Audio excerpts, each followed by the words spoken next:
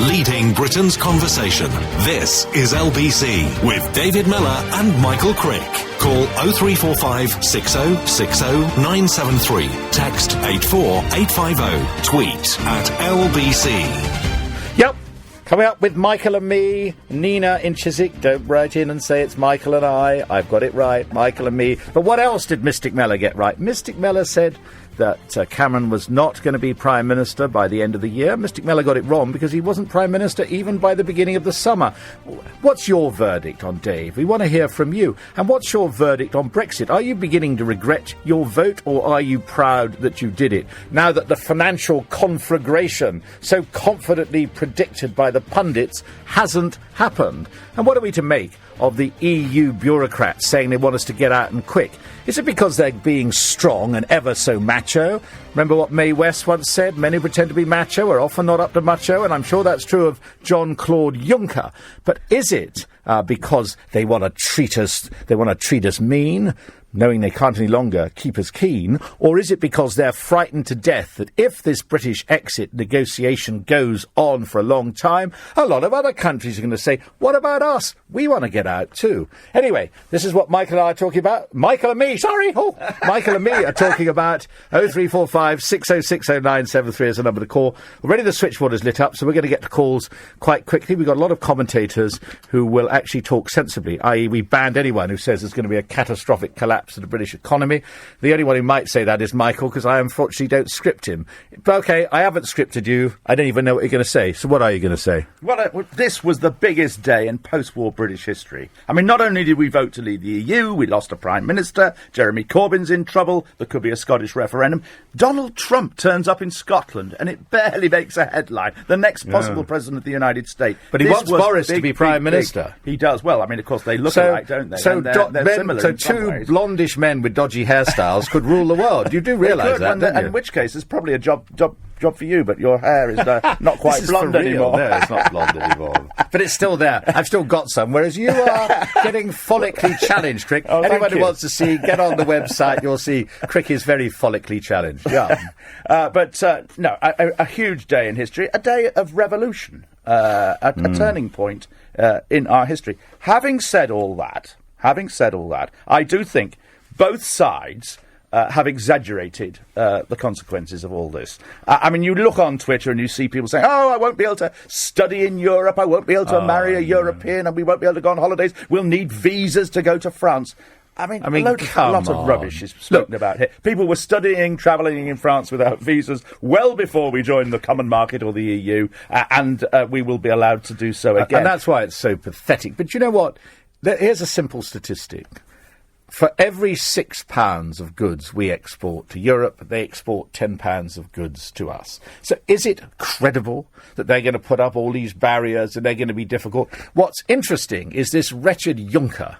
God, alcohol sodden blank. I'm so thrilled it's one up his nose. I'd have loved to have just gone round and smacked him.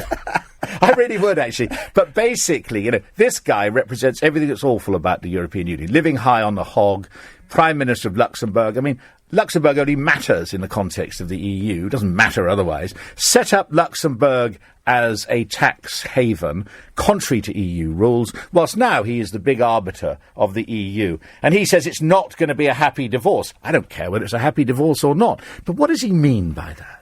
He means they're going to play hard, aren't they? They're going to want the house and the cat and the dog and the car and the holiday home. They're going to want everything. They are going to make it as hard for us, according to if Mr. Juncker really believes that, they're going to make it very difficult. But your point is right about at the end of the day, they can't make the trading terms. They can't ruin the trading terms because we buy more of their stuff than they buy of ours. But also, isn't it interesting? We get also this nut of fat slob who could only exist in the EU, Mr. Martin Schulz, right, the leader of the European Parliament. I can't help feeling your arguments would be a bit more powerful if you weren't so... you didn't insult these people so much. Don't you feel, though, that actually for a lot of these people we have to listen to them talking contemptuously about what is a democratic decision in a setup where democracy has been pushed to the sidelines? And I'm exuberant about all of this, Michael, because unlike a lot of others that I'm surrounded with in this studio, I voted out. Why did I vote out? I used to be the most passionate pro-European, but I just got disillusioned with the whole thing. Now, it's possible out of this mess will come something better and stronger, i.e. a sort of Juncker-free Brussels, where we can actually go back to the purposes of the EU, doing stuff together we can all agree on, without this ghastly business. I know it's a satirical thing about straight bananas and all of that, but, you know, the EU meddled in everything, presided over by people who, whatever democratic links they had to a wider public, long lost. It's easy to be in Brussels, swept round in your limo, gorging yourself every night, drinking expensive wines, and not thinking about real people. Yeah, but it's all very well just hurling insults at these people as if you were a sort of Nigel Farage Mark II. But the British government, whoever is running... I have a much better tongue than Nigel Farage when it comes to having a go at the these British people. government, whoever is running the British government come October, has actually got to negotiate a way out. And nobody knows how it's going to be done. Nobody's got a roadmap between here and leaving the EU. And if you're going to just dismiss all these characters, then how the hell are you going to get... But we decide on the timetable. We say we want to go, and we decide when, therefore, to start this Article 50 process. We don't have to start it straight away. Whatever Juncker says, it depends whether you accept. Well, we might decide that we may have command of the time. Well, to a degree, we have command of the timetable, but there comes a point at which they say, "Sorry, you're out." There's we're changing the lot. I honestly don't. But also, don't you think? Look. Angela Merkel has been sounding some of her senior people much more conciliatory and much more understanding, because she knows she could be out on her come next year, because the Germans are not dead chuffed about her inviting 1 million people without any cultural links to Germany to just come and settle in there and bringing lots of other people with them. Basically, what has happened here is that Merkel did not want Juncker. She had to be persuaded to have him. And when he is talking the way he's doing, he's talking out of weakness and not out of strength. He knows that if they don't try to bully-rag us into going, and they don't try and make an example of us, lots of other countries are going to go. Would you fancy the chances of France remaining if there was a referendum in France? The last referendum they had, I think the French government, a much stronger government than this one, won by 0.5%. I think France would vote to remain in the EU. There may be other countries, maybe Sweden, maybe Greece. You may get Holland wanting a slimmed down EU. But I think if there were referendums in all the EU countries tomorrow, not many of them would go. And we have the problem you have on the Brexit side is you actually haven't worked out what your relationship is going to be with the EU, and all the different options. None of them really work. You've got Norway and Canada and Albania. At the end of the day, nothing very much is going to change. There will not be tariff barriers. There will not be financial meltdown. There already hasn't been financial meltdown. But the other problem from your side is there will not be a substantial reduction in immigration either. Well, and a lot of people who voted for Brexit on Thursday are going to be hugely disappointed. There are a lot of those people who thought there would be a substantial reduction in immigration. There are probably quite a lot of them who thought that actually some of the current immigrants would be thrown out. I don't think it's so much a substantial reduction in immigration, although that would have to come about. It's a question of us being able to choose who we let into this country and who we don't. But look, that's your policy, and that is the policy of the more liberal people on the Brexit side. But there are millions of voters out there, particularly I suspect those in the Labour, working class Labour areas, who expect to see a substantial reduction in immigration, and that isn't going to happen. I mean, most immigrants don't come from the EU; they come from outside the EU. Can I tell you, I find that extraordinary, and you're right. Under the control system, you're still going to be allowing lots of EU immigrants. And actually, the fact that so many come from non-EU countries is actually one of the reasons why this is not... I'm quite glad that one won't have to do anything to try and unpick all these knots myself. But let me just say... And of course, it's the ones who come from outside the EU that worry them most. Oh, yeah, of course. Because, of course, there is an element of racism in the minds of... But there's also an element... of some of the people who don't like immigration. Of course. I'm not saying And there's also an element of concern about militant Islam.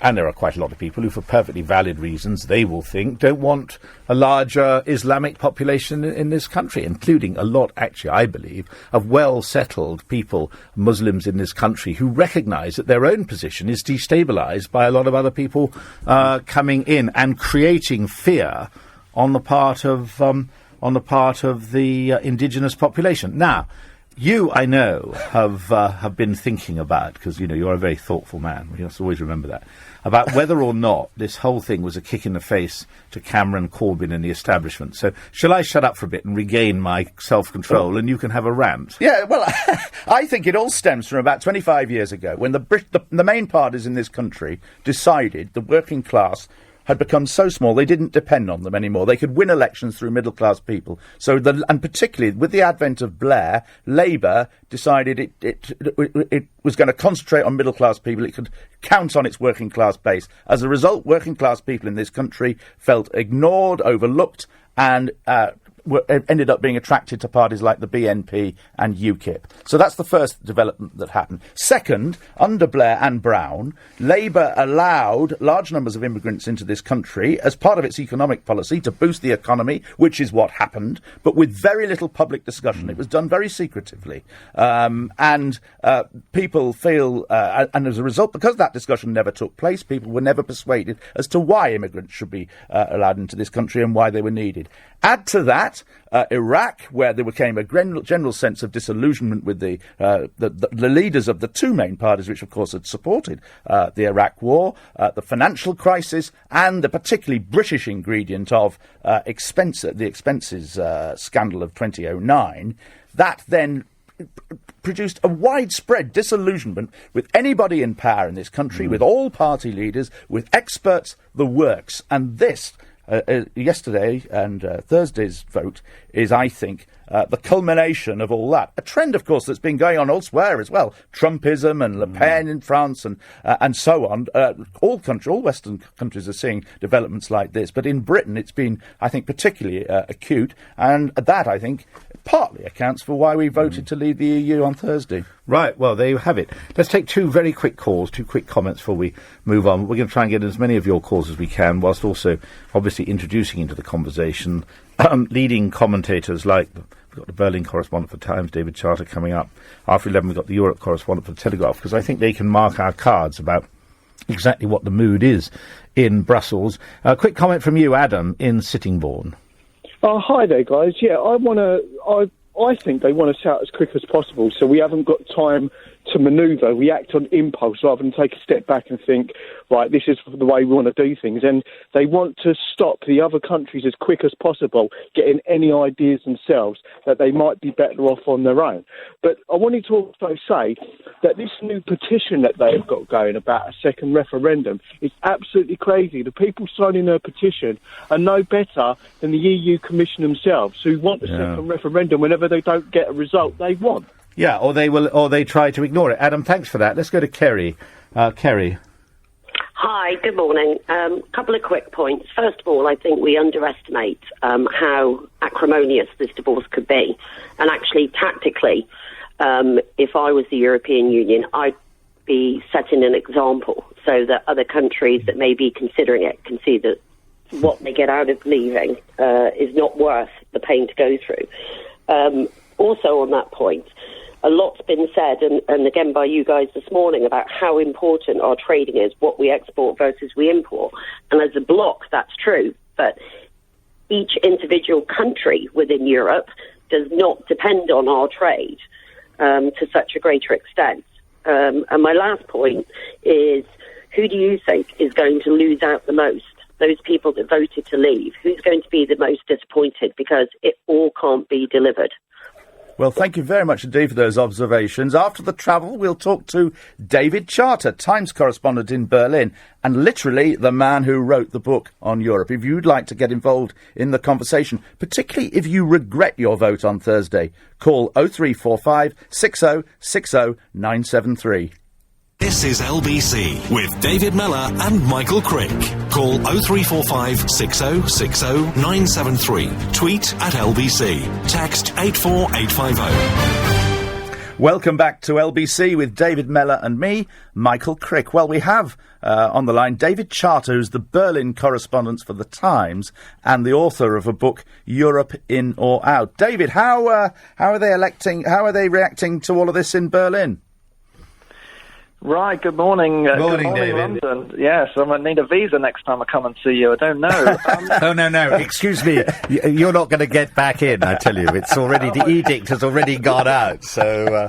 Hey, look, I can't stay in Germany either. You need to be 8 years before you become Well, a German. I think you've got a very uncertain future ahead of you, dear boy. Well, let's try and work out some facts. Yeah. I have your question. Well, of course, there was a lot of shock and surprise in Berlin. I think they believed David Cameron when he told them repeatedly that he would win the referendum. We've seen diplomatic notes from a European meeting in December, Right. where he said, "Don't worry, I'm a winner. I will win." Yeah. And they believed him. I mean, that was Cameron's problem, isn't it? He had such a track record of pulling off these surprise elections win. He did it in 2010, did it with the Scottish AV referendum, the Scottish referendum, then, of course, 2015. He must have felt he walked on water. Yeah, I mean, he's got an endorsement from Napoleon who said, this man is a lucky general. I always said, get yourself a lucky general. Yeah. But, David, on all of that, I mean, what seems to have happened is that the heads of various EU entities, led by Juncker in Brussels, are being extremely contemptuous and dismissive, talking about unhappy divorces. It seems that the response from the German government has been much more measured. Well, Angela Merkel's not that keen on Juncker. Might she reel him in? I think for the sake of our futures, I hope so. Merkel, of course, ruled the roost during the whole Euro debacle and the Greek crisis, and it really was Germany who called the shots. And actually, we've got to hope. One reason to leave the EU may have been the power of Germany, but we've got to hope that Germany calls the shots in this renegotiation.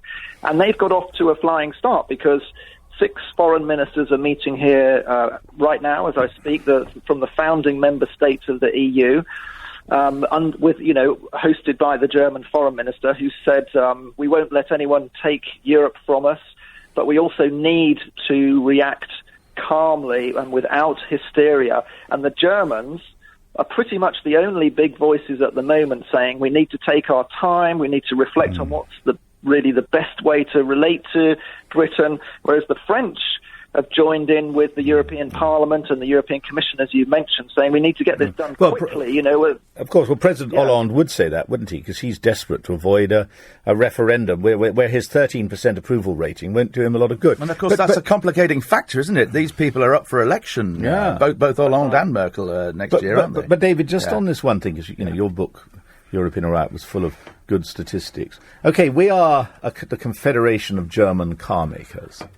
And some tosspot in Brussels is saying about how there will be great trade barriers between Britain and the EU. Right. Won't they scratch their heads and say, hang on, we are a major part of a manufacturing community in the EU, that for every £6 worth of manufactured product we take from the UK, we sell them £10 worth. I mean, this is called forming a circular firing squad, isn't it?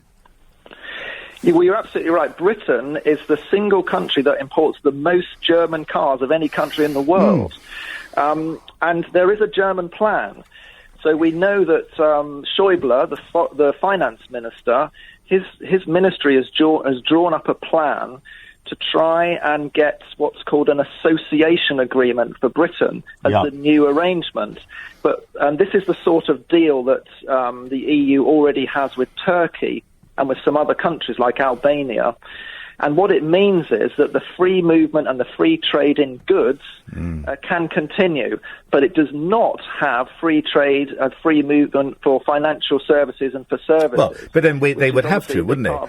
This would be part of our negotiation. But, don't you think there was so much... what I think a lot of us reacted against in voting Brexit was simply the hysteria of Cameron threatening everything bar the plague of locusts, as he himself admitted he hadn't come to the plague of locusts yet, but given time he would have done. And also the hysteria on the part of some commentators. The pound was going to go through the floor. Well, it hasn't. Going to be complete mayhem on the stock market. Well, excuse me, there was a hiccup. We know what markets are like. They go up and down like what's its drawers, so we don't have to worry too much about that. At the end of it all, there is not it's a small, that famous headline in your paper years ago, small earthquake in Chile, not many dead. I think it's a bit early to draw conclusions about how that's all going to play out. And, I mean, if I may speak personally, if you're paid in pounds but you live in euros like me, then you really are going to feel it, because we're down against the euro quite a lot this year, and we just went down another 5% and a bit yesterday. So that means your holidays to Europe, if you've booked them, hopefully you've paid for them already, but your spending money won't go as far. And so things like that will begin to bite. If it continues, that's when the problems come, and the prices in the shops start to go up, and then inflation, of course, will go up. Remember that also petrol could go up because it's priced internationally in dollars, and there has been a sizable fall against the dollar. I mean, I'll take issue with that one on David, because it's down. Wasn't it down over 8% against the dollar? So that means petrol prices, if it continues. Yeah. I mean, it all. But you and I are used to a society where the pound and the dollar at one point were almost the same, and the pound and the euro. At the end of the day, if we allowed fluctuations in currency markets, usually short term and usually fairly thinly based, so far as facts are concerned, to influence long-term national strategies. I mean, to try and we'd be foolish. Try and be constructive about this. We've had a chance to look at today's Telegraph, or whether indeed you're allowed to read it. But Fraser Nelson talks about Mark Rutte, the Dutch Prime Minister, and talks about going to a small dinner with him, where and he says this: a passionate Anglophile, Mr. Rutte had a firm and coherent plan to change the EU. He'd have some new rules. The EU would only act in areas where other member states couldn't. It would agree that if any of its directives could be vetoed if a third of national parliaments rejected them. It was a blueprint for precisely the far-reaching reform that Cameron had promised. It doesn't go on to say, but Cameron conspicuously failed to deliver. Don't you think? See, this is my belief. My belief is that forces within the European Union, like Merkel, who won't like any of this because she knows the vulnerability she has to extreme immigrant policies, people like Mark Rutte, who are reformers, they will get hold of Juncker and remove him with a couple of barrels of finest cognac from the place, and actually will use the shockwaves caused by a British exit to actually lead to reform in the EU. And over the period of negotiation, that might mean that the British removal doesn't become necessary. I mean, if they had offered us a derogation from the free movement of peoples, this referendum would never have been lost. British removal doesn't become necessary, David. So you're saying, are you, that we might go back in? Well, Boris has always said that. And indeed, I think the sister paper. My view is that at some point they will come to their senses. I think what this is a rebellion against. And they'll come along and say, would you like to reapply? I don't think it would be a question. We would have left. People think as though the vote... So this is all a negotiating position, is it? I believe the sensible way to look at this is a negotiating position. Yeah, really? I do. This is extraordinary. And that's what Boris said at the beginning. But shouldn't you have made this clear to our listeners over the last few weeks? And shouldn't... But if we have to go... Well, Boris Johnson did say that a couple of months ago, and then he shut up about it. Well, I know, because it's a love that... Look, it's like the classic thing you'll remember from our younger days, the love that dare not speak its name. What do you think about it? I can't argue with this man Crick a moment longer. So, David, what's your view about all of that? Well, I think it's wishful thinking, I'm afraid, David. I've seen these people close up, and there's a fantastic inertia in Brussels to really fundamental change. I mean, look, they brought in the Common Agricultural Policy to prop up French farmers when there were 6 members of the European Union.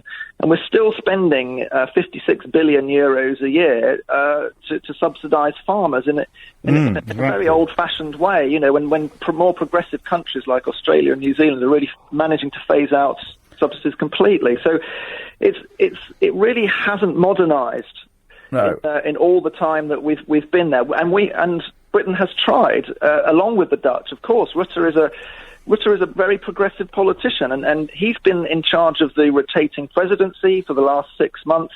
He hasn't really managed to, affect any of these reforms that we're talking about.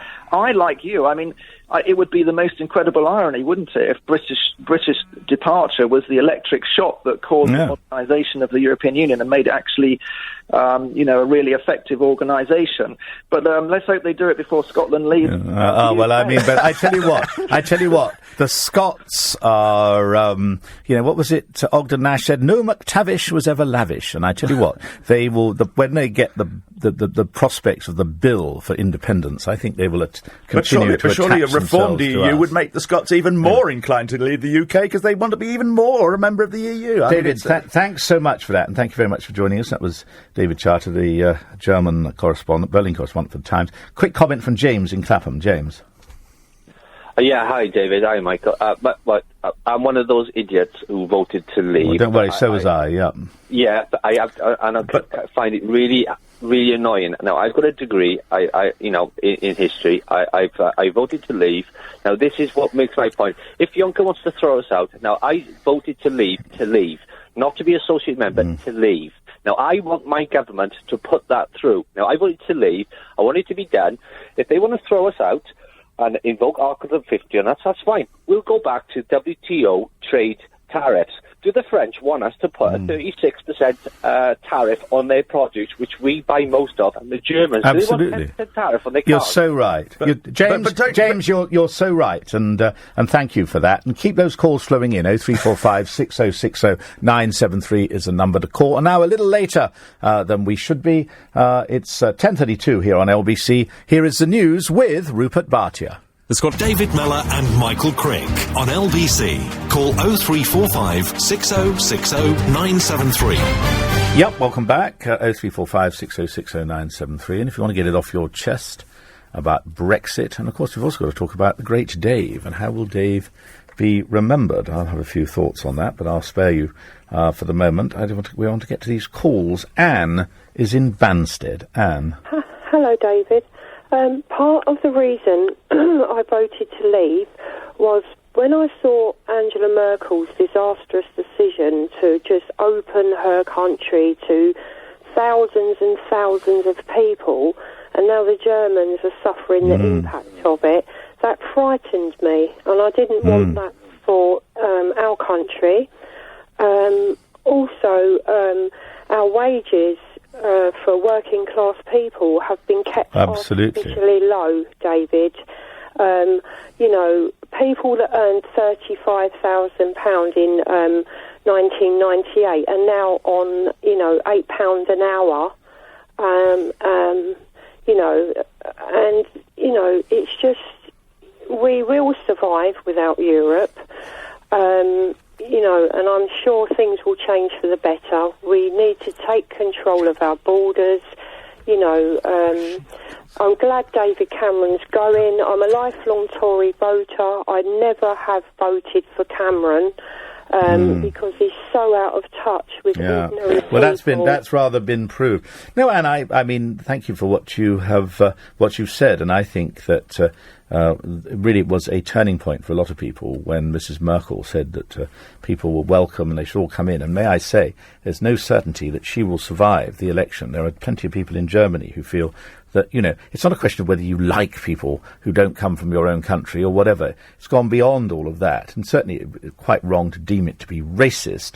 What it is a recognition that that kind of mass migration is not sustainable, and a country is entitled to want, whilst welcoming a certain proportion of people from overseas, is entitled to try to keep its own traditions and be recognised to be the country that it used to be. Anne, thanks very much for that. Yeah, we got a tweet, or is it a text, from William James Baker, who said that I'd got one thing wrong about Labour. They let large numbers of migrants in as they thought they would vote for them. Well, there's an interesting thought. Well, they did let 4 million in, didn't and we have our next guest is Jackie Davis from the European Policy Centre. Jackie, can you tell us about the European Policy Centre? What's your position on the what was your position on the referendum, or did you not have one?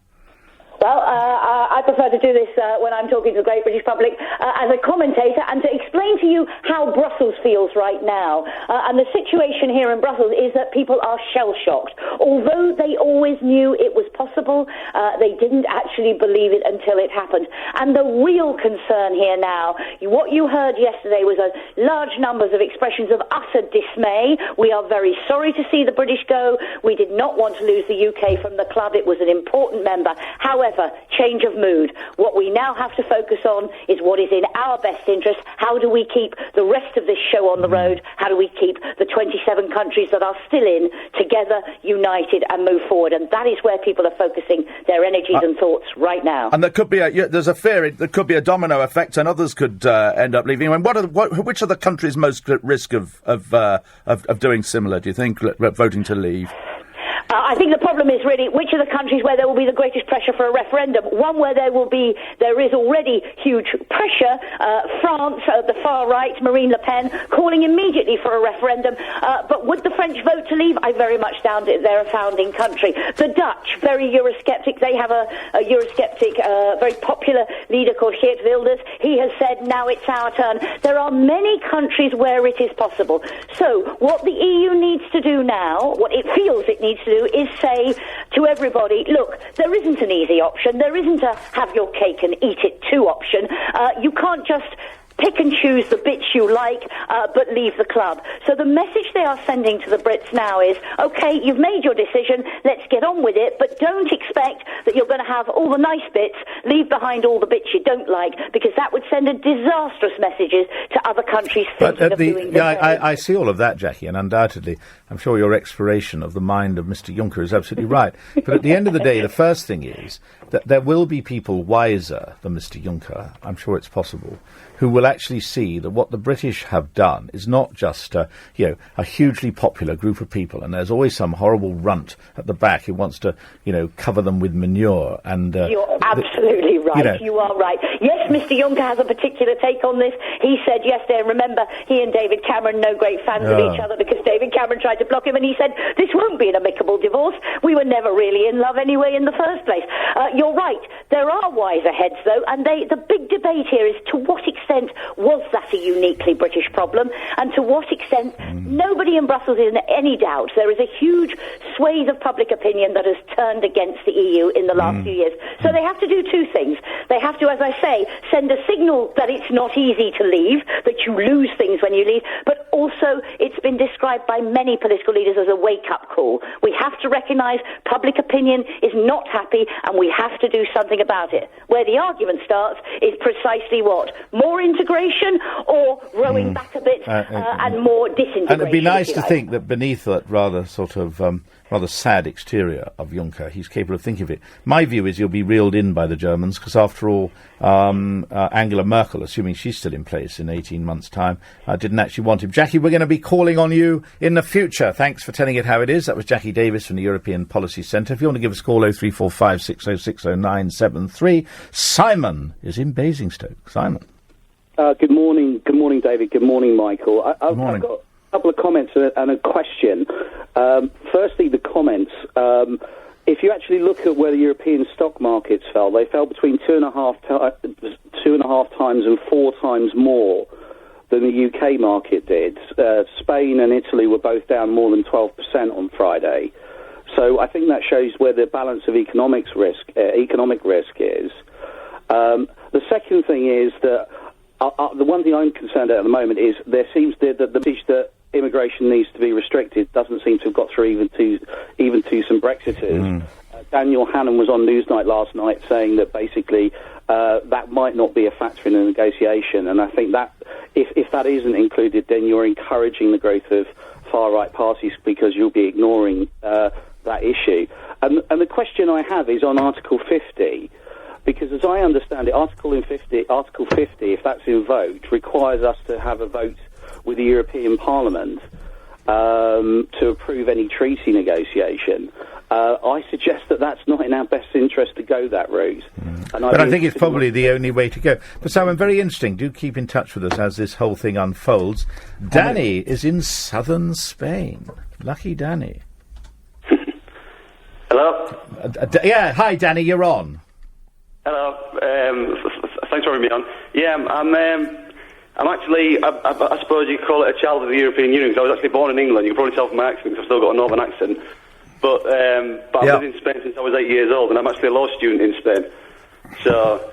and what are people feeling down there? Well, to be honest with you, the younger generation is feeling absolutely, well, ashamed of the British youth who well, they understand the European Union isn't perfect, but they understand that we're in a different world now, and this British pride and the empire feeling isn't what it is anymore, and they feel almost ashamed that these ideals of, because basically this while in their bars in Spain, sangria, sand and sex, they think we've all got it wrong, do they? Well, too bad would be my response. What do the British community feel that? Do they feel threatened? Do they feel that they won't be able to carry on living in Spain, that their access to health benefits, for instance, will end up being restricted? There's a lot of older generation because no one's given them any actual facts. They don't know what's going to happen, and it's a very... Well, it's no man's land, and they've left people out here who've worked all their life to have a good retirement, and they've left them out here with literally nothing. They don't know what to do. They haven't got any facts, because all this campaign has been based on, as we saw yesterday from Farage, is hypothesis and theory. Well, do you think some people will come back to Britain? But why should they? They've worked their entire life of a retirement in the sun, and this is, and they're basically just taking that away from them, or they're taking the ability away from them to enjoy it. Okay, Danny, I keep calm and carry on, I suggest to you, and don't panic. After the travel, we'll take some of your calls on any of the issues that you've been hearing about today. Particularly, is there anybody out there who actually voted one way or the other and now regrets it, now thinks they wish they'd gone the other way? Are you a triumphant Brexiter? Call 0345 6060 973, text 84850, or tweet at LBC. You're listening to LBC, and the time is 10:46. From leading Britain's conversation, LBC, with David Mellor and Michael Crick.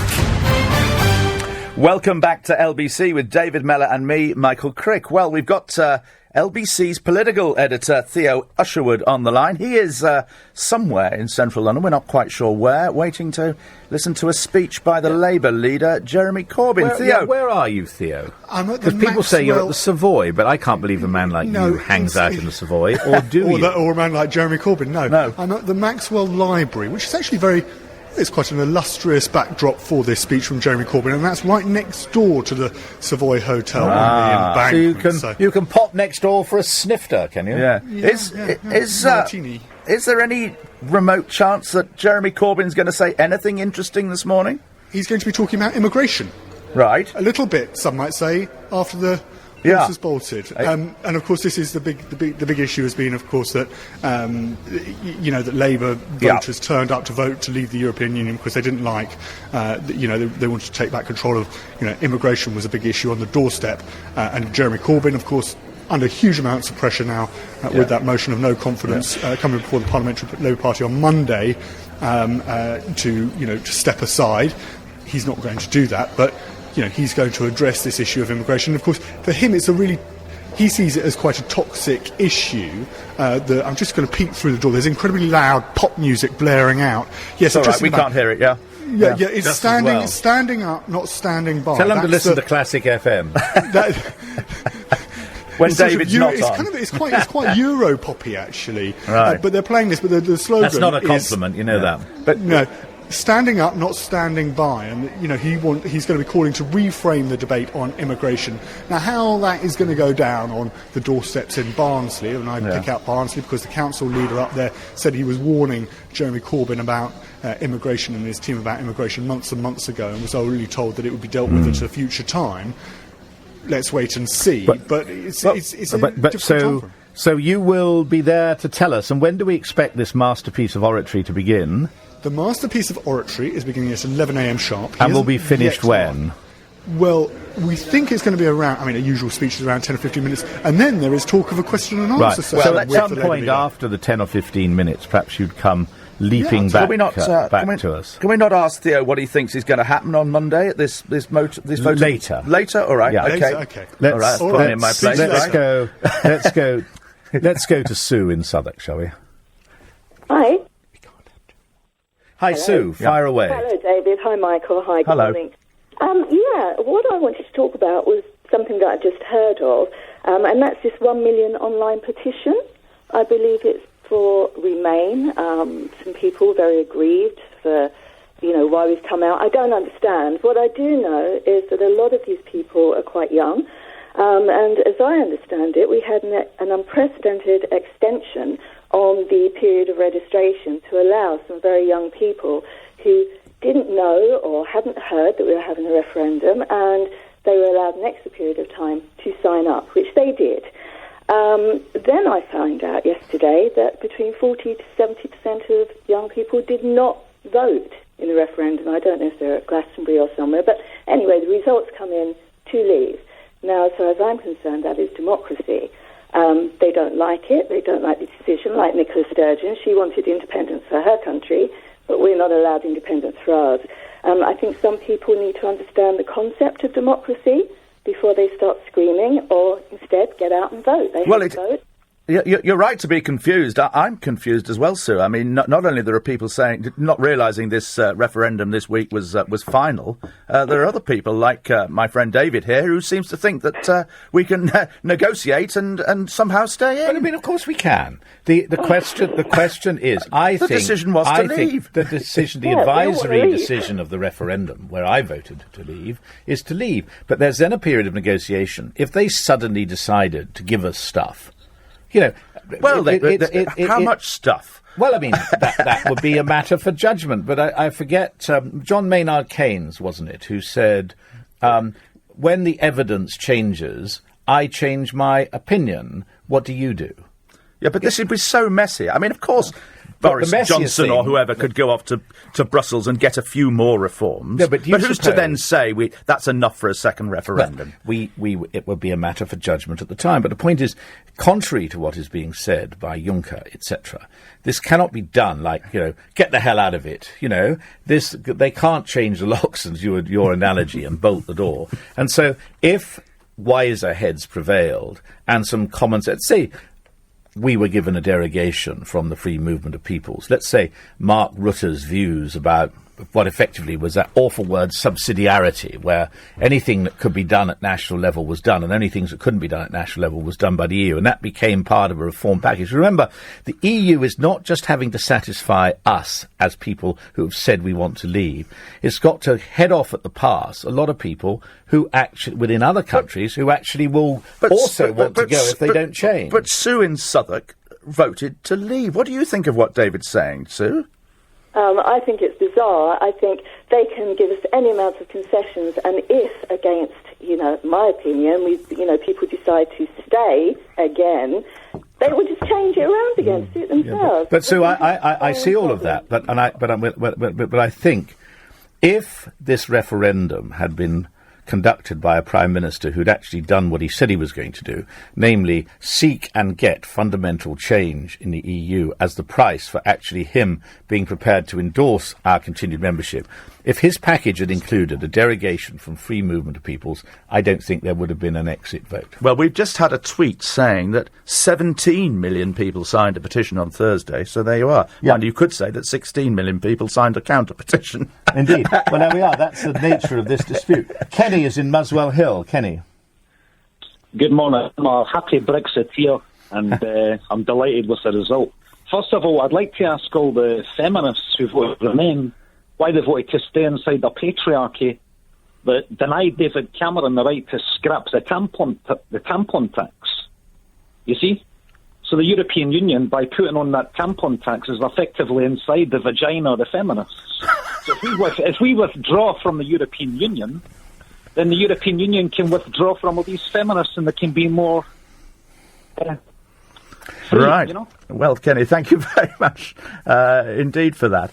Who have we got next? Is it Paul? Paul, yes, Paul from Bow in East London. David, can I say I agree with everything you've said, but I just wanted to comment really on what the young law student or something from southern Spain. I think maybe he wasn't that young, actually. He might have been one of those permanent students. Didn't sound very young to me. It could have been, actually, yeah. But his sort of... he was saying that the Brexiters, what they wanted was to sort of recover the days of empire or things like that. I found that absolutely typical of, in fact, the people I met who were Remainers. I was a Brexiteer activist in the Vote Leave. When I used to come across groups, and they were sort of shiny young people, dressed in the Better In T-shirts and handing out the leaflets, I used to sort of stop by them for a long time, having friendly conversations, really to distract them from doing their stuff and handing out their stuff. Well, what I found out was they knew nothing at all about the European Union, nothing at all about the damage being done to the economies, nothing at all about the legal system, and it's a sort of effective denial of democracy, nothing at all about what was going on there. I mean, all they had was some sort of tribal, I mean, that's a laudable sense of international solidarity and sort of openness, but nothing else at all. It was just more like a sort of a caste thing, a thing that you join in, almost like a fashion, like all the young people with beards now. It was a trend which they joined in on. But then I think this problem of people knowing nothing about the European Union is much wider than just one side or the other. None of us really know much about the European Union. We frankly found it an utterly boring subject, and we prefer to concentrate on other things. Right, let's go to Kathy in Welling. Kathy.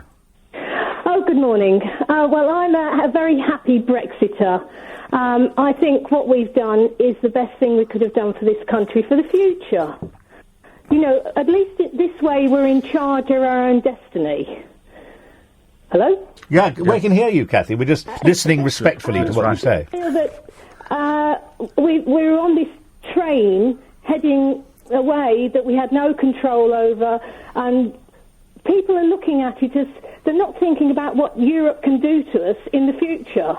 So if being in the EU, being our own country, having our own democracy, whatever mistakes we make, they're ours, and we can change it. We can change our laws. I went out there. I did leafleting. I knocked on doors. Everybody I spoke to wanted out. OK, thank you very much, Kathy. David Mellor here with Michael Crick here on LBC. We're going to continue to take your calls about the momentous decision that was taken on Thursday. We also want to hear your opinion about what David Cameron's legacy will be. So give us a call on 0345 6060 973. This is LBC. Now the news with Rupert Bhatia. Leading Britain's conversation. This is LBC with David Mellor and Michael Crick. Call 0345 6060 973. Text 84850. Tweet at LBC. Yep, David here with Michael. What we're trying to do today is, first of all, to consider the implications of the Brexit decision from experts in Europe. How stony is the path going to be for the negotiation for British exit? But also, we want to move on to something that, of course, we've been discussing a lot of this stuff for the last 6 weeks, so we'd rather sort of move on to something fresh. What is fresh news, of course, is that David Cameron has resigned. Not necessarily big news for me, Mystic Mellor, having said he wasn't going to be Prime Minister by the end of the year. It just looked to me as though he got it all wrong. I guess my views are pretty well summed up by a tweet that we've just received that says he was fine when in coalition and propped up by the Lib Dems, but hopeless when it came to leading the party by himself. And all of that, Michael, comes down to the fact that he doesn't seem to have a great set of beliefs. No, and the great thing about the coalition period for David Cameron was that he had the Liberal Democrats who were his excuse not to do all the right-wing things that his party would have preferred, and provided the excuse not to have a referendum on Europe and have stronger cuts and so on. And, of course, he then wins an election unexpectedly, and he's no longer got the Lib Dems to sort of keep him on the centre ground. And, of course, he was forced into a referendum that when he promised it back in 2013 or whatever it was, nobody really believed it would ever happen, because at that stage we assumed that if the Conservatives got back, it would again be with the Liberal Democrats in coalition, or some sort of messy arrangement which would prevent that referendum commitment going through. And but it could have happened before. I mean, he could have fallen over the Scotland referendum. Yeah, and he almost did, but he chanced his arm, you know. He's now going to go down in history as one of our worst prime ministers. Exactly. I mean, he's going to be like Lord North, you know, that he'd remembered for losing the American colonies. David Cameron will be remembered for losing the referendum that he didn't have to have. And that is it. He will not be remembered for, there are good things on his report card, the austerity programme, various things of gay marriage, all sorts of social stuff. But that is not going to be what David Cameron... It's a tragedy, really, for him as an individual. It is, but the problem is, I was talking to a senior cabinet minister under Margaret Thatcher, and he said to me, I said, do you see David Cameron, because this is a chap who worked in the bowels of Number 10 on a voluntary basis on Enterprise. I'm talking about David Young. I don't need to be too embarrassed if I said that now. And he said, I see him 2 or 3 times a year. He's not comfortable with people of my age. No. And, of course, he surrounded himself with people from a similar social background, because the problem for David Cameron, and it's not a problem for Boris. Boris may have other problems. Boris walked into a pub anywhere in this country, for all that Boris is plumbing and whatever. He'd slap a few backs. People would love to have him there. Doesn't mean they necessarily all agree with him. They'd love to have him there. David Cameron's just not that kind of guy. And you feel a disdain from David Cameron. Yes. Which also was part and parcel, and is bound to be the case, of getting office so early without actually having done much to deserve it. But let's put that point to Sir Christopher Mellor, old friend of the programme, old friend of mine, I'm sure, who was ambassador to the United States, for that ambassador to Germany, but even more pertinent for this conversation, press secretary for John Major in those triumphant years. So, Christopher, is this, do you have a sense of déjà vu as you see the fall of David Cameron? Yeah, a little bit, at least in the sense that once you walk into Downing Street, which is a fairly small building, you are instantly cut off from all normal life. And it's very, very difficult to maintain normal, sensible judgment inside the portals of Downing Street, because it is so much a bubble that fresh air, fresh light, and normal common sense have a great deal of difficulty sort of penetrating the bricks. And I think one of the things that's happened with David Cameron, as with John Major, as with Margaret Thatcher, is that they become more and more dependent on a tiny group of very close advisors who themselves are cut off from all normal political experience. And I think in the David Cameron case, one of the fatal daggers that he created to impale himself was to take advice from people who said to him, after he did his notorious renegotiation in Brussels, which really didn't add up very much, yes, Prime Minister, come back and declare victory. Well, that was so hollow and so obvious to most people that I think that was the start of the collapse of the entire Remain referendum campaign as it was led by the Prime Minister. And was David Cameron just totally out of touch with public opinion? I mean, he never really knew what there was this great anti-EU, anti-establishment feeling out there among the British electorate. I mean, does David Cameron really meet ordinary people that often? I mean, when he goes out campaigning, it's always some factory where the workers are all presented in front of him. Of course, they daren't say anything horrible because their bosses are there. It's very rare that Cameron actually meets ordinary folk and would have understood the depth of feeling that was likely to produce a result like this. But then we all made the same mistake as well. Well, you did. All of us made that mistake. But one has to say that because you have somebody like Craig Oliver, who is a television man running communications for Downing Street. Nothing wrong with that. Look, it removes your chance of ever doing anything else, Michael Crick. You have cursed.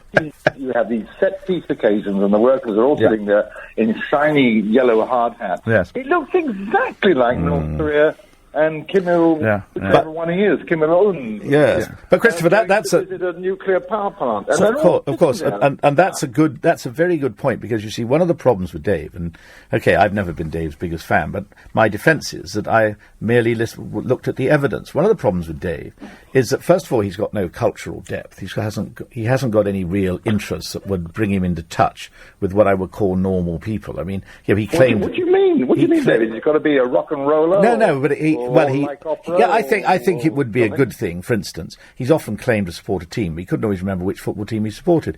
Look, I can tell you this: I learn a lot more as I walk down the sort of mile or so of crowds of people going to Chelsea. You learn a lot about what things are all about.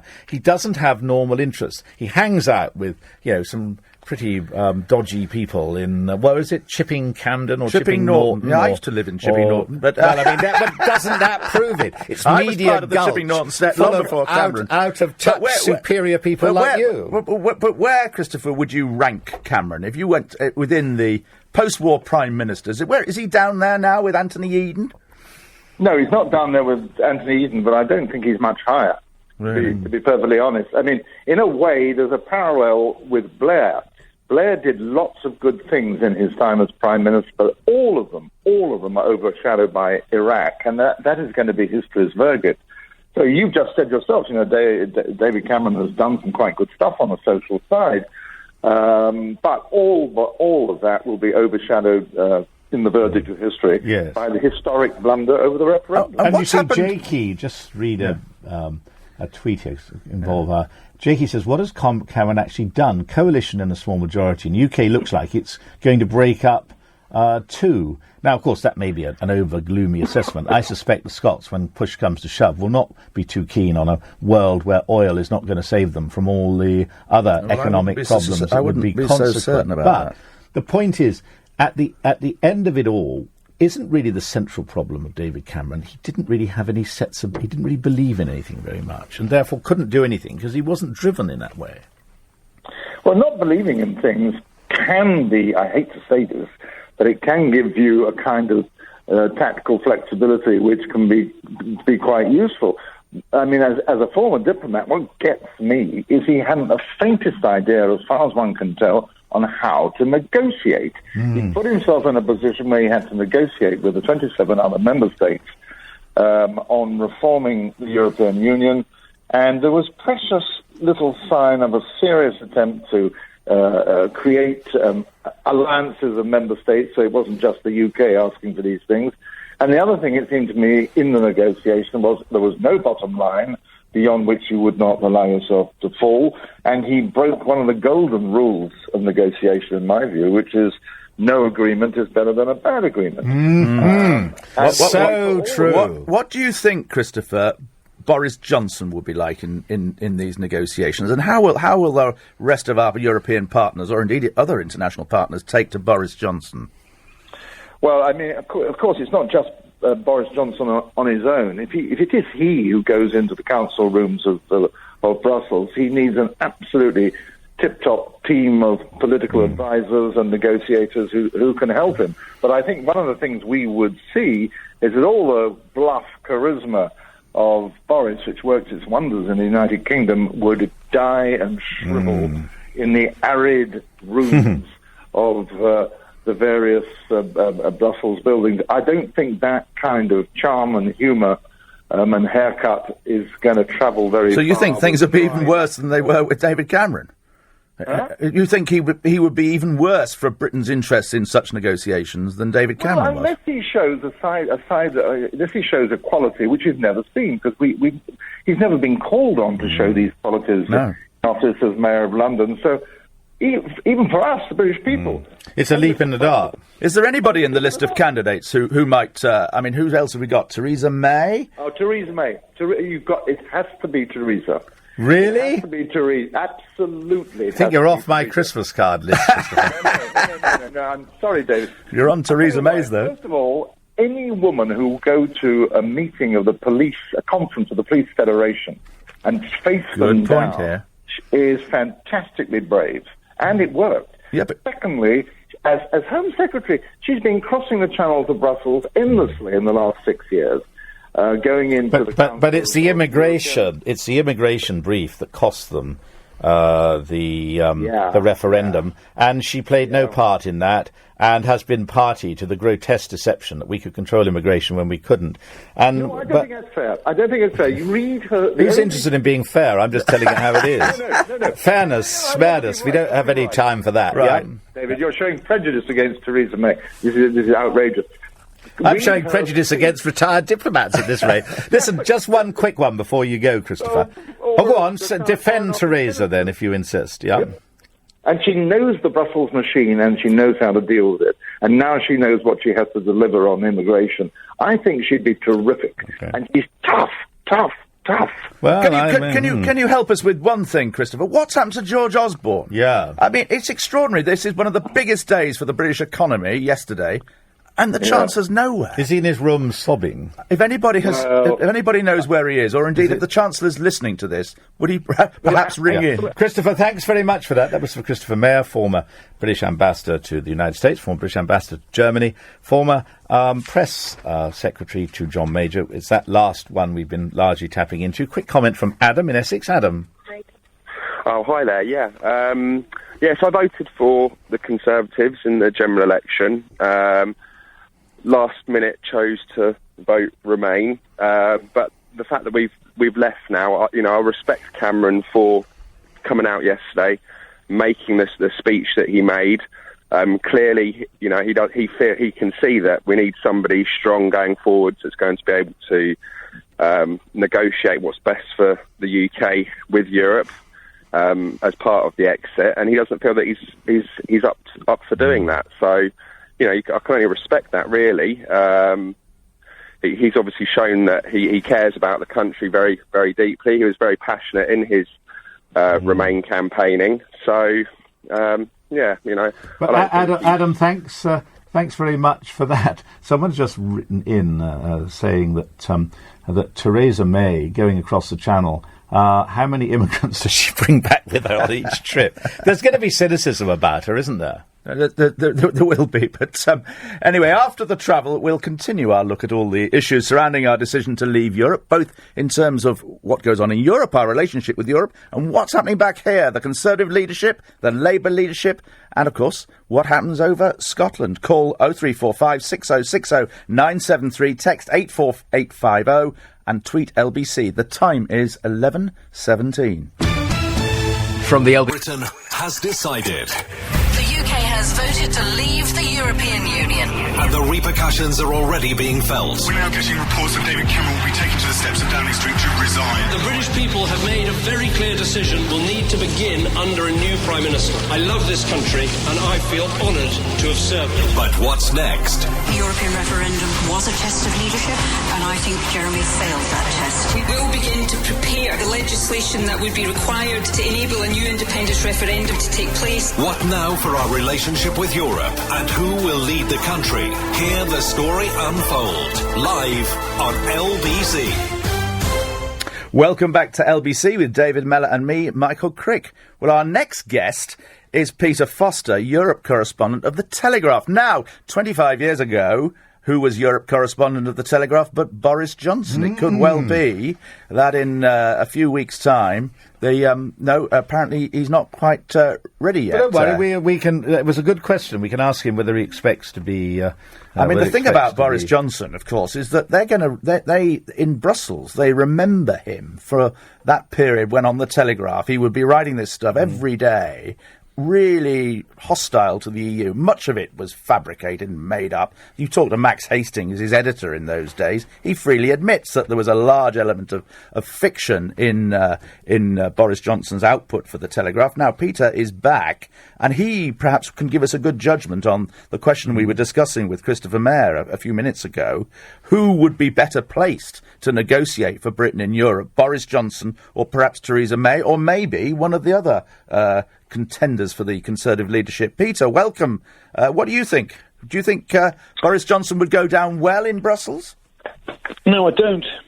Well, there you are. You should be a politician giving a straight answer. We're not used to that. Might that not be in Britain's interests? So here's a couple of things. There's no doubt, if you look at it from a European perspective, Theresa May, I think she's in the Justice and Home Affairs portfolio, is respected in Europe by her counterparts.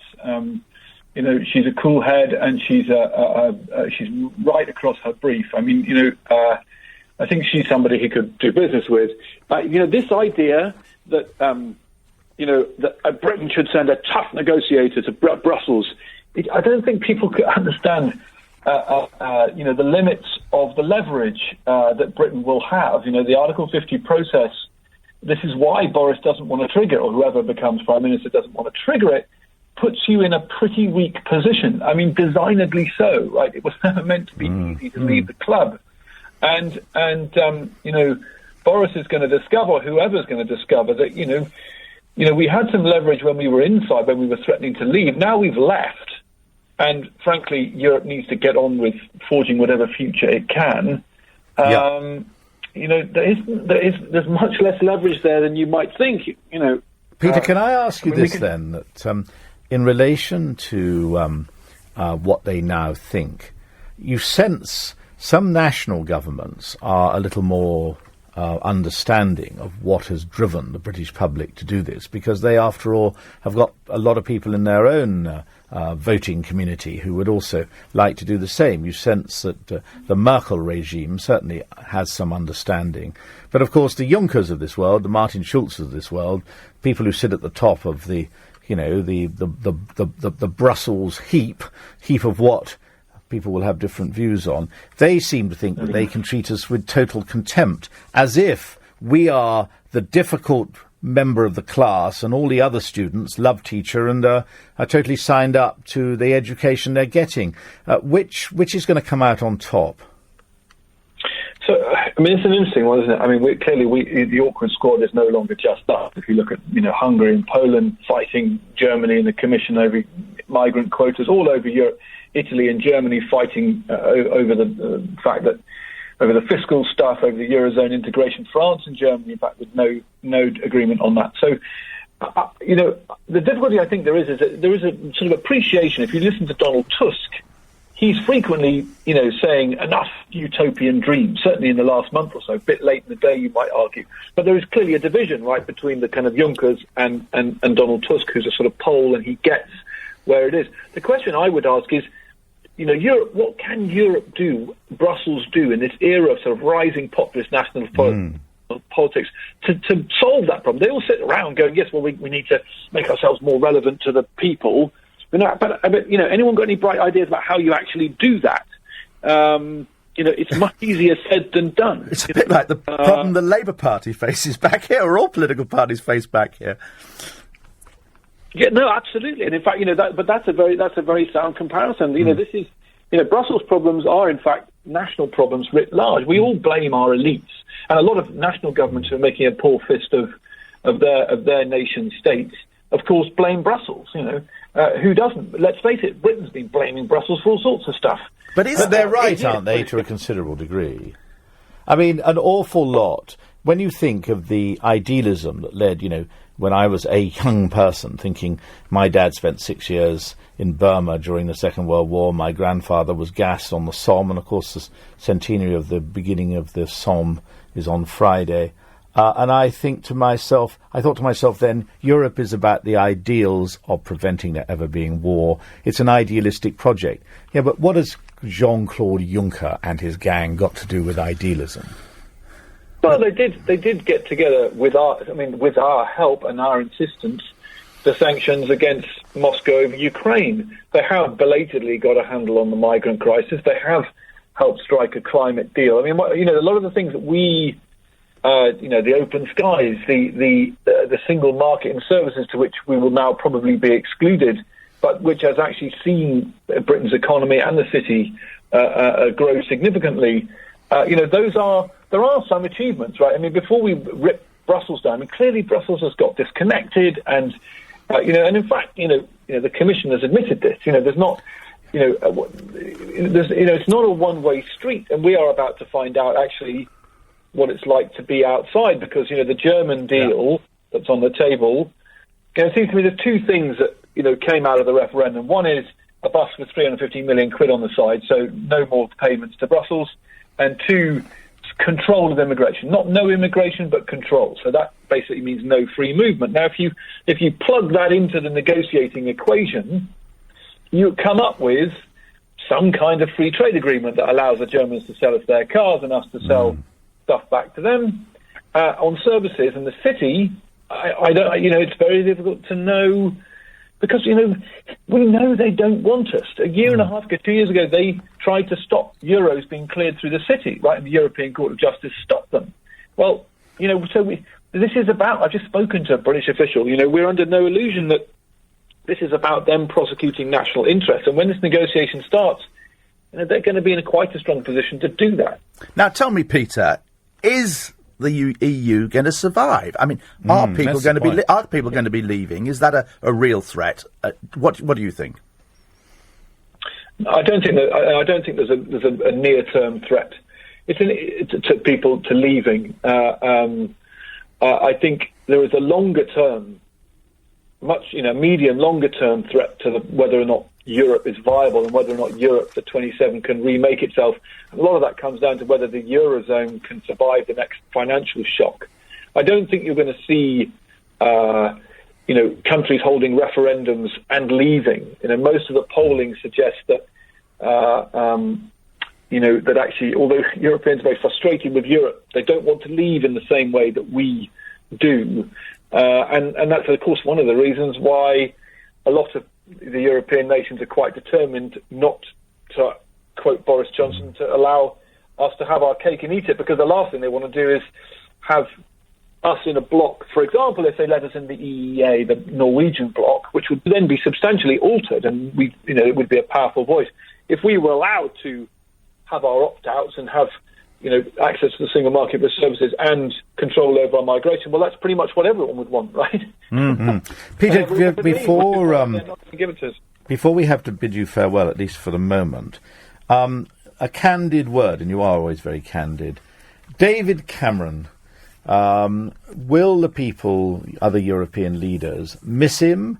Will they miss him for the right reasons, that he was a really good guy and really did his best for Britain, or will they miss him for the wrong reasons, that fundamentally he never stood up as tall as he claimed he was going to do, and basically they gave him a hospital pass when this so-called deal was stitched up, and not only has he been carried off, he's died?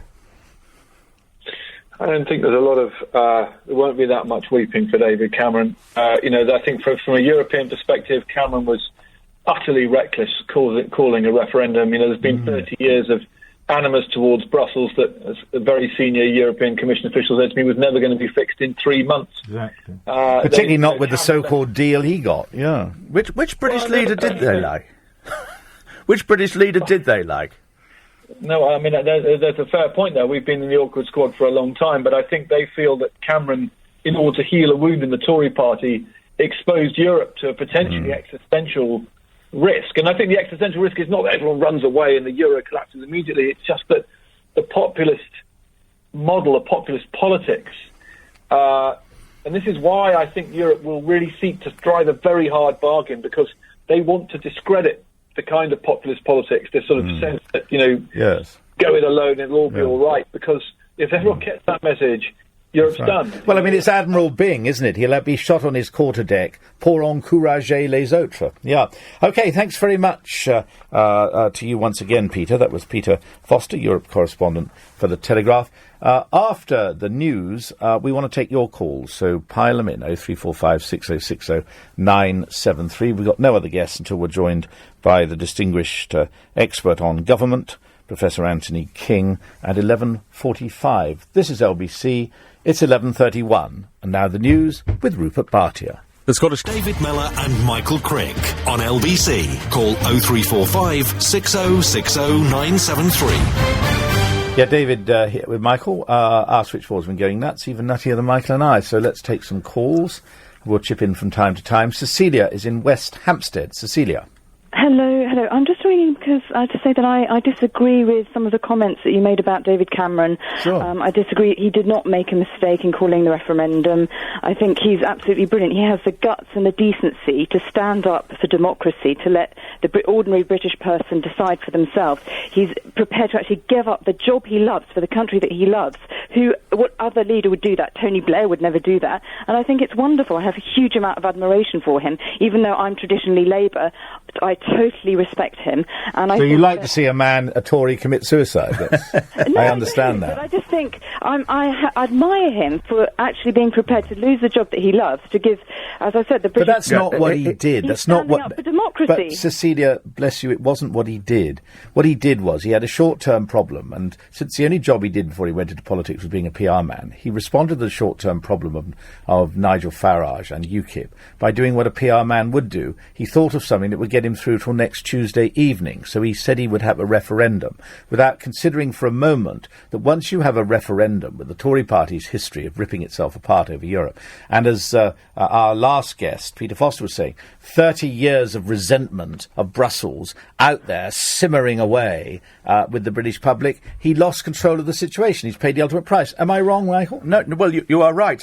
One thing I think that can be said is that the trouble with referendums is they sometimes are referendums on the popularity of the government or of Cameron himself. We didn't get that with this one. This was genuinely a referendum about Europe, and I think it gave you a genuine decision about how the British public feel about Europe. But from a personal point of view, it was tactical suicide. There's no doubt about it. But you're making the point, Cecilia, that it was an honest act.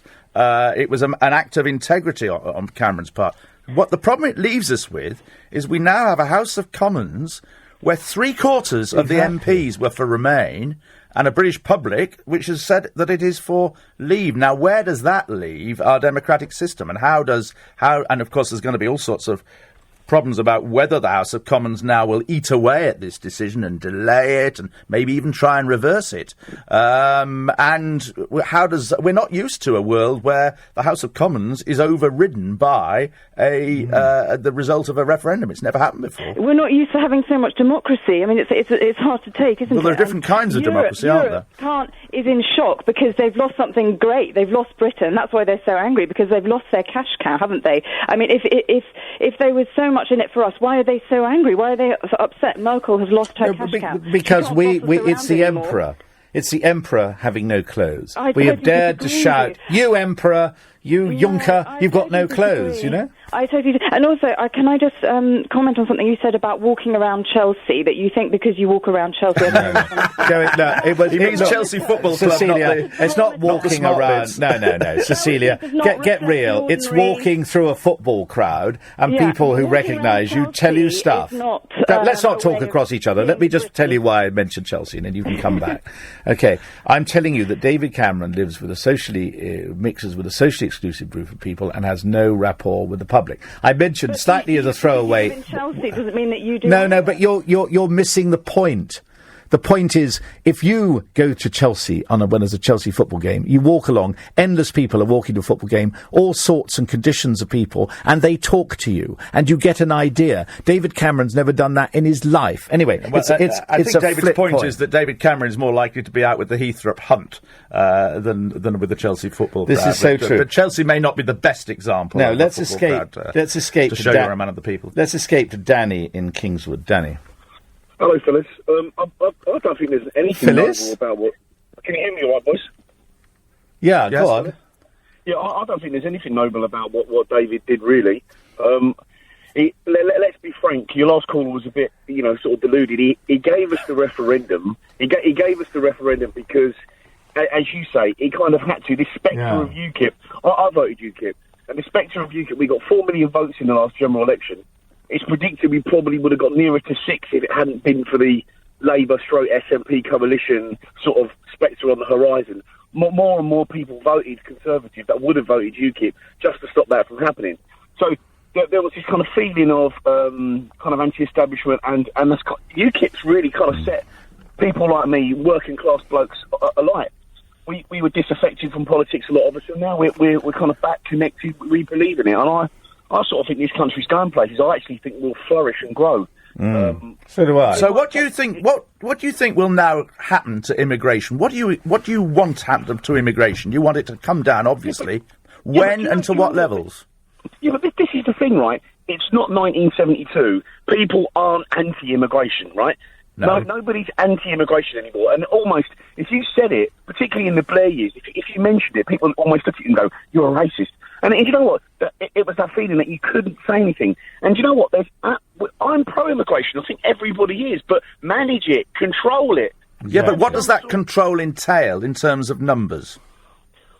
In terms of numbers, I think it's very difficult to talk in terms of numbers. I think in tens of thousands actually makes a lot of sense. So do I. But is that possible? If it doesn't come down to tens of thousands, if it remains at 300,000, And it might even go up from 300,000. Nobody really knows. And indeed, many of the people on the Brexit side, I mean, Daniel Hannan was making this clear on Newsnight last night, and I think probably Boris Johnson is of this view as well, actually are quite willing to see immigration hover along at current levels or even go up. They're not... Nobody... Actually, the possibility of going down to tens of thousands seems to me it's pretty Michael, remote. can I say on that? Yeah. We'll ask Danny. Hang on a minute, Danny.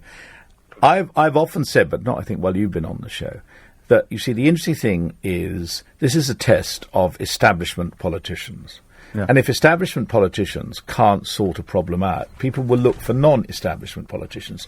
Nigel Farage, which is who Danny is so supportive of, is a house-trained non-establishment politician. The danger, if established politicians can't give the public what they want, is that non-house-trained, non-establishment politicians come in, and that's where you'll get the problem that they're facing in Spain, where apparently when they stopped opinion polls, an extreme left-wing group only formed 2 years ago, only a couple of points behind Mariano Rajoy's government, and when you get, the mayor of Rome is some bloke who is a sort of comedian. Indeed, party. this is the problem, and everything is now going to be blamed on Brexit. The Johnson government, or whoever runs the Brexit government, I don't think will be able to pull immigration figures down. And there are probably some people out there who actually think that not only is immigration going to come down, but some of the immigrants are going to be sent back home. And goodness knows what's going to happen to the economy either. If there was, let's just stick with immigration. Yeah. Danny, if there was a failure, you're a guy who was brought back into politics by UKIP. If there was a failure to control immigration under a new setup, people like you who thought that UKIP was the answer, what are you going to do next? Are you going to go back to a conventional party, or are you going to look for someone who can actually do the job you want done? I'm a kind of a working class bloke. I've got 2 jobs. I pay 2 lots of tax, 2 lots of NI. I'm a Tory. I was a Tory voter for most of my life, but I went over to UKIP. But the government now needs to wake up. You can't just tell us a lie and then 10 years goes by. You have to deliver, or we'll vote you out, and someone else will come in. And it's got quite cutthroat now. David told us a lie. He said he could get it down to tens of thousands, and then find it. The last Labour government, when the first one, they didn't carry EU member states. It'll only be 30,000. You've got the essential problem here. The essential problem for politics the world over, that politicians come out with high ideals and targets, and when they fail to deliver them, because in many cases they are undeliverable, that creates massive disillusionment amongst people who are no longer tribal and deferential, and now you're seeing the revolt. Now let's thank you very much, Danny. Do call us again. Let's go to David in Tooting. David. Yeah, hi. I agree with you that being a Chelsea supporter, access is one to the box. Yes. I'm afraid that's true. And, of course, you also meet opposition supporters, and that wises me up even more, yeah. No, I think from a sociological point of view, it's very good. I agree with you, David, and I agree with Sir Christopher. I can see benefit of being part of an economic grouping, which is why I voted out, because poor Mr Cameron, as Sir Christopher says, doesn't have a Scooby about negotiating. If he'd gone there with an outvote, he could have then used that as the leverage to get us a deal, making it worthwhile to stay in. But I think what will happen is going to take 2 years, and eventually we will get some kind of a deal that, in fact, we will stay in one form or another. But the good thing about the outvote is it gives us the leverage to get what we want to make it worthwhile to stay. Yeah, David, a lot of sense there. Thank you very much. That was David in Tooting. Now, Jeremy Corbyn, the Labour Party leader, has just said that immigration has to be addressed, but that the Labour Party will never pander to prejudice. Well, we've been trying to get through to Theo Eshelwood. We'll hope to talk to him after the travel. What does that mean? What? Not about Theo. I'm sure we want to get through to him. But, immigration has to be addressed. We won't pander to prejudice. Yes, if you address it, it's prejudice, is it? So you're not going to you want to address it, but because you don't want to pander to prejudice, you're not going to do anything about it. Is that what he's saying? I mean, help me out here. Well, you could argue it is a contradictory phrase. He has to say it, doesn't it? To cater to many in his party. Well, quite how he addresses immigration is a massive problem, and there are huge differences, of course, within the Labour Party at the very top between him and Tom Watson, his deputy, about how they address immigration. Anyway, we now after the travel, we'll talk to Anthony King, a professor of government and author of a book called The Blunders of Our Government, one of Britain's foremost political commentators for more than 50 years now. This is LBC, it's the travel time, and it's now 46. Welcome back to LBC with David Mellor and me, Michael Crick. Now, we're going to go straight to Theo Usherwood, who's been listening to that speech by Jeremy Corbyn. Very, very briefly, Theo, what has Corbyn said? And then I want to come on to his what's going to happen to him next week. Theo, are you there? The basic nub of Jeremy Corbyn's argument... Hello? Yes, I'm here. Can you hear me? Yeah, push on. The nub of Jeremy Corbyn's argument... Go right.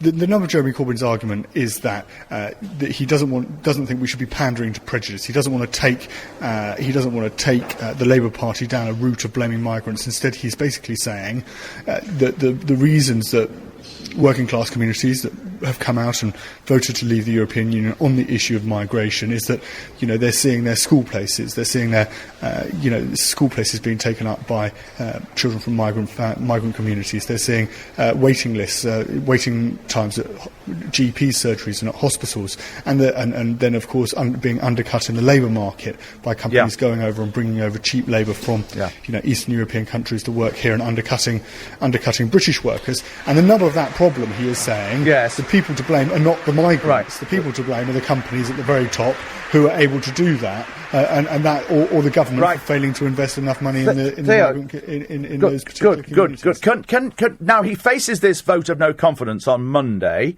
What's going to happen to Corbyn? Is he finished? Is there a real threat? There is a real threat from the Parliamentary Labour Party. The motion itself is non-binding. But it's going to be a very, very lively, heated discussion at the PLP on Monday in committee room. I think it's 14, isn't it? Lots of banging tables and shouting and swearing, and people leaving puce red, I'd imagine, at the very end of it. The vote's on Tuesday. It'll ultimately be carried. But what actually then has to be carried? The no confidence will be carried. Jeremy Corbyn, 50 members. Oh, of course, the motion will be carried. I mean, of course the motion will be carried. But the question isn't necessarily on this particular motion. It's going to be, it will be embarrassing for the Labour leader. The question is whether then that carries over into a letter to Ian McNicol from 50 MPs or members of the European Parliament calling for saying that they have no confidence in Jeremy Corbyn. And if that happens, then you're going to have a leadership contest. Yeah. But I thank you very much, Theo. I think the real problem is that there is no obvious alternative to Corbyn. Now, we have on the line, we've got Anthony King, Professor of Government at the University of Essex, co-author of The Blunders of Our Government. Tony, welcome to the show. Do you think Corbyn's under real threat here? Well, the rules make it very difficult to get rid of him without replacing him with a Jeremy Corbyn clone. That speech of his, incidentally, sounded much more like a plea for Brexit than the opposite. Extraordinary. I mean, his degree to which he's out of touch seems to me sensational. Because, Tony, where we are, or Anthony as I will call you, I don't know whether you prefer to be called, I always think of you as Anthony in a respectful I call him Tony. Tony, okay, Tony. Now look, I want to come on to the stuff we've discussed before, but just to finish on Corbyn, the problem is that with the electorate the way it is with the Labour Party these days, a lot of people who join specifically to vote for Corbyn, they're not going to be prepared to be deprived of their man. So either they will stick with him or they'll vote somebody like John McDonnell, who's in exactly the same part of the room. McDonnell won't get the nominations from the MPs. Exactly. And that's why I suggest an alternative for the people who are unhappy with Corbyn, who are in the House of Commons, and that is simply that the Parliamentary Labour Party declare UDI. It's politically difficult, but there's no constitutional reason why the Labour members of Parliament in the House of Commons shouldn't elect their own leader, at which point the Speaker, John Bercow, would have to accept that person was the leader of the opposition. and not necessarily leader of the Labour Party. Anthony, can we now move on to the Labour Party? But he would be in charge in the House of Commons. Can chaos. We? Yeah, well, total chaos. But look, can we move on to something that I remember earlier conversations we had, even when David Cameron was in his pomp. And so many people who are slagging him off now were thinking how wonderful he was. Not an illusion that either grasped you or convinced me. You were pointing out all of his deficiencies as Prime Minister. He didn't work hard enough, wasn't no depth, he didn't really believe in anything. These chickens have come home to roost, haven't they? They certainly have, in a very large way. I mean, everything about David Cameron's conduct that has worried both you and me for a very long time has now come to the boil. It is quite extraordinary that anybody could so casually in order to placate his backbenchers, some of his backbenchers, should have staged this referendum totally unnecessary, except for purposes of uniting the party, which failed to do. He's now effectively taken Britain out of the EU, for better or worse, but highly probably led to Scotland's leaving of the United Kingdom. But, Tony, if David Cameron had died last January, history, I think, might look quite favourably on him. Now, where would you rank David Cameron, say, amongst post-war Prime Ministers? Is he down there with Anthony Eden? No, Ethelred the Unready. As it happens, I'm writing a book about Prime Ministers. Oh, how convenient. Good idea. That question. I'm writing a chapter about Anthony Eden at the moment. And I think Cameron, if you were talking in terms of marks out of 10, I think he'd be about 2. And Eden got, what's he get from you and Anthony Eden? I haven't finished that. Oh, right. But anyway, 2 is pretty bad.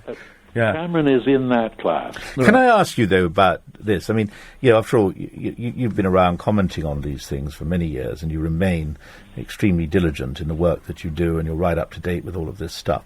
And you're used to dealing with erratic students, which is why I like talking to you. But as an erratic student myself, but tell me, Cameron, just tell us what was wrong with him and why, therefore, it didn't work out. I think what essentially was wrong with Cameron was that he didn't take his job seriously enough to ask himself at every point, what is going to be the long-term impact tomorrow and next week and next year of what I say today? Right. He has so consistently shot from the lip that eventually he shot himself in the foot. Now, Tony, we haven't got much time, but 2 questions I want to ask. First,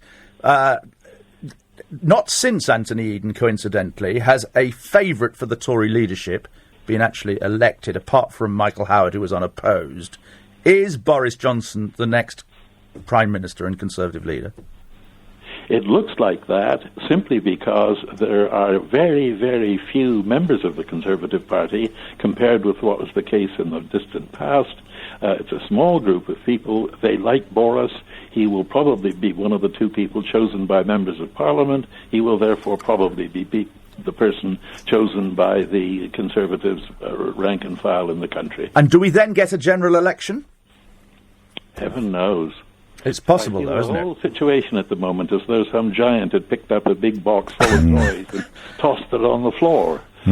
Well, the old Chinese curse, may you live in interesting times. We're living in interesting times. You know, there are some people, some Labour people, who actually want a general election in order that Labour can then lose it, hopefully not very badly, they hope, in order that they can then get rid of Jeremy Corbyn now, rather than have to wait till 2020. I mean, I wish we had longer, Anthony. We will come back to you, because it must be almost unprecedented to have both major parties in such a mess over their leadership.